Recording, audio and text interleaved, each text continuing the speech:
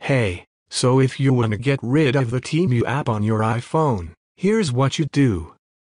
First, close the app. Then, press and hold on the home screen or the screen where the Temu icon is. You'll see an option to remove the app. Tap that, and Temu will be gone. If that doesn't work, go to Settings, then search for Storage.